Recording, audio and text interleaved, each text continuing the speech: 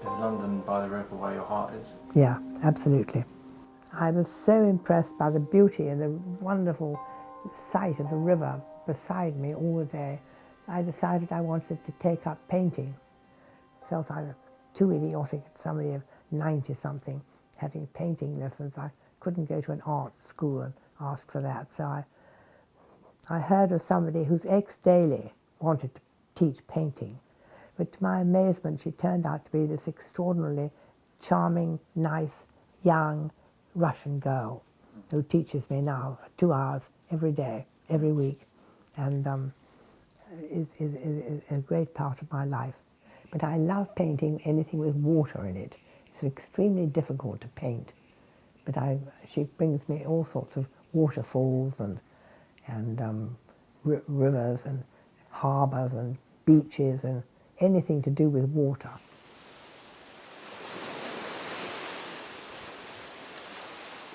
My association with the D-Day planning was when I was making maps of the 5 landing places which will have to be identified by the officers in charge of the landing fleets that were coming in. Each one had to identify a place on the Normandy coast. And so these ships would have one of my maps, I hope, in front of them. I was working in the Whitehall, an office which was opposite the Horse Guards Parade. And when you got into this huge building, which was where Churchill had his headquarters, you would go downstairs to the basement, and there I had a little office entirely of my own. And there I was making these maps in great secrecy.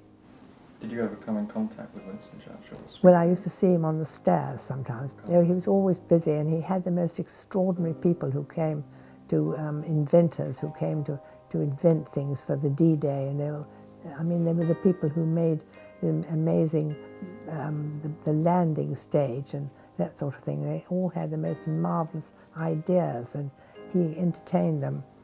And so I was in London all through the Blitz, and we were all sent home about 4 o'clock to get us into bed into the building before it was dark. But very often on the way home we used to go to the cinema or something, rather defeating their purpose. But one time we were going home in the bus, and we passed Baker Street, and there was a cinema down the road. It happened to have a rather good film on. So we decided to get off the bus and go to the film instead. And we went home afterwards on the same bus, and the next morning we came down past the same route and found that the cinema had completely disappeared. We used to go to the theatre sometimes, and you'd hear the stick of bombs coming nearer and nearer, and then the audience would all blinch as it came rather too near, and then afterwards everybody would go back again. Forget it, you know. We all got used to it. It's very common to be bombed every 5 minutes, you know. Got used to it. Well, he was. I met him in Belfast. He was actually in the convoys. He was in a destroyer, fleet destroyer, which was protecting these convoys in the Atlantic.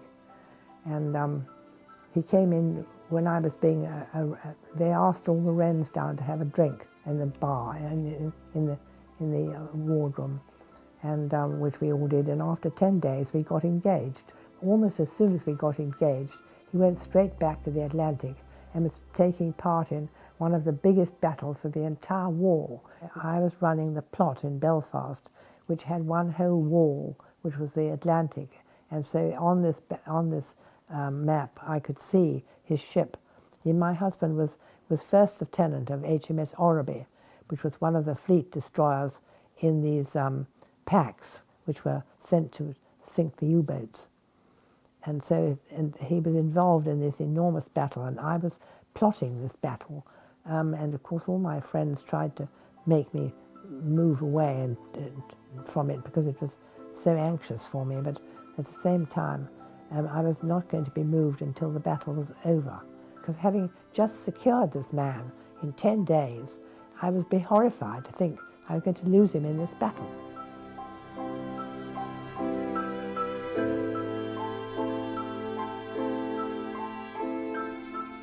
Oh, I didn't take up writing till I was 80. That was quite a long time after. And I found that a neighbour of mine was restoring a garden, and I spent the next 20 years helping her restore it. I decided to write a book about it. That's what made me start.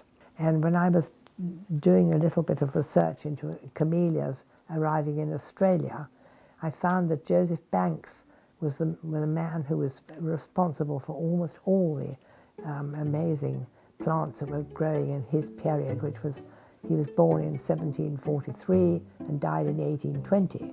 So the period which was called the Age of Enlightenment. And Joseph Banks was very much involved in, he went round the world with Captain Cook.